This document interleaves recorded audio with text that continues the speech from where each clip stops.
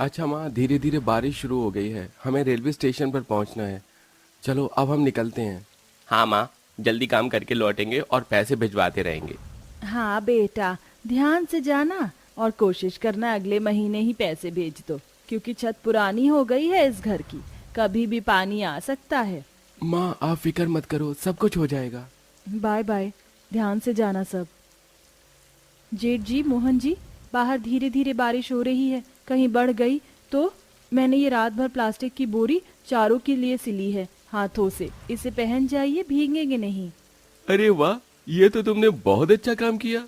देखा मेरी छोटी बहू कितनी गुणवान है, सबके बारे में सोचती है। ये सुन तीनों जिठानी चिढ़ जाती हैं। चारों बेटे शहर में कमाने के लिए चले जाते हैं। 3-4 दिन बीत जाते हैं। घर का सारा काम छोटी बहू ही संभालती है। तीनों जिठानी किसी काम को हाथ नहीं लगाती। अगर पानी का एक गिलास गलती से गिर जाए तो वो भी शालिनी ही साफ करती थी। बाहर बारिश हो रही थी और तीनों जिठानी बारिश में भीगने लगती हैं।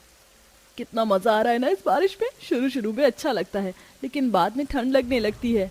हाँ बिल्कुल ठीक कहा जेठानी जी आपने। वैसे माँ जी अपनी छोटी बहू की बहुत तारीफ करती हैं। मैंने तो जब से ही सोच लिया है, मैं किसी काम को हाथ नहीं लगाऊंगी, थोड़ा सा कर दिया करूंगी, बाकी यही संभाले, देवरानी प्लस नौकरानी। हाँ, मैं भी तुम सभी लोगों से अभी यही कहने वाली थी। चलो कीचड़ के पाँव अंदर लेकर चलते हैं। तीनों कीचड़ में कूद कूद कर अपनी साड़ी और पैर को अच्छे से गंदा करके घर में घुस जाती हैं और बिस्तर पर पड़ी सास देखकर बड़बड़ाने लगती है। दरअसल वो 2 महीने से पेट दर्द की समस्या से जूझ रही थी। अरे कमबख्तो निकम्मियों, ये कमरा गंदा क्यों कर दिया?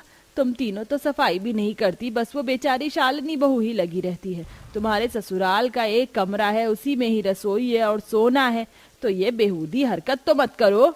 ओ प्लीज माँ जी, मूड मत खराब कीजिए, बारिश में भीग कर तो मूड बनाया है। बनाओ तुम्हारा मूड, शर्म नहीं आती मेरे बेटों के जाने के बाद तुम तीनों तो और सर पर चढ़ गई हो।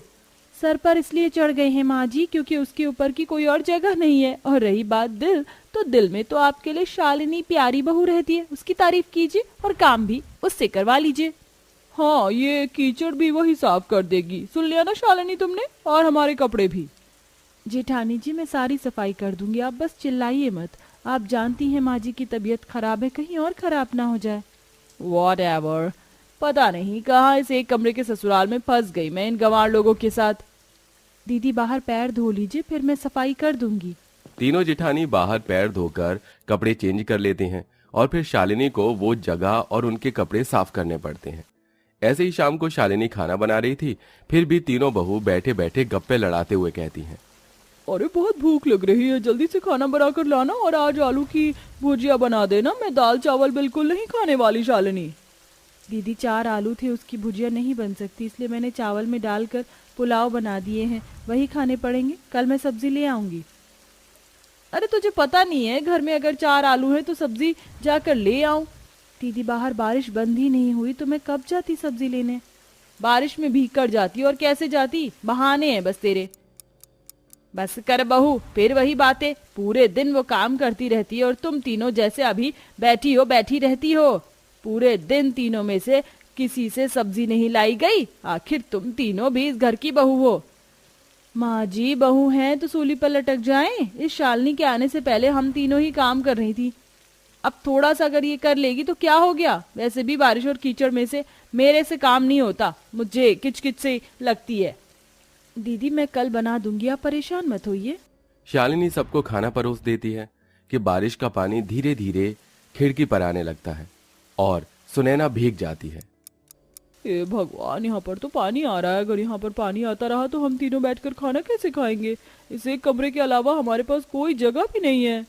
अभी तो इस गरीब ससुराल में चारपाई भी नहीं है, और जो है वो सासू माँ की है। दीदी मैं साफ करती हूँ, आप आराम से खा लीजिए। बहू तुझे भी तो खाना खाना है, तू सफाई क्यों कर रही है। कोई बात नहीं माँ जी, मैं कर देती हूँ, बारिश का मौसम है, ये सब होना आम बात है। तीनों बहू आराम से बैठकर खाना खाती हैं और शालिनी बार बार उस जगह पर पोछा लगाकर सारा पानी धीरे धीरे बाहर निचोड़ देती है। ये करते करते उसे 1 घंटा बीत जाता है। बहुत थक गई, मैं ऐसा करती हूँ, इस खिड़की को ही किसी तरह बंद कर देती हूँ। बहू इस जूट की बोरी को ले ले, इसे लगाने के बाद पानी अंदर नहीं आएगा। हाँ माँ जी, मैं भी यही सोच रही थी। ये बोलने के बाद शालिनी जूट की बोरी खिड़की पर अच्छे से लगा देती है, जिससे पानी आना बंद हो जाता है और फिर वो भी सास के साथ बैठकर खाना खाती है। ऐसे ही 2-3 दिन गुजर जाते हैं। बारिश के पानी ने शालिनी को सबसे ज्यादा तंग करके रखा था, क्योंकि तीनों जेठानी तो किसी भी काम को हाथ लगाकर राजी नहीं थी। ऐसे ही एक दिन घर में बारिश का पानी अंदर टपकने लगता है। अरे मोरी मैया, कितना ज्यादा पानी आ रहा है। आरती, महिमा, सुनैना, तुम तीनों फोन में क्या देख रही हो? दिखाई नहीं देता घर में पानी आ रहा है? बर्तन लगा दो यहाँ पर। क्यों, आपकी शालिनी बहू कहाँ है?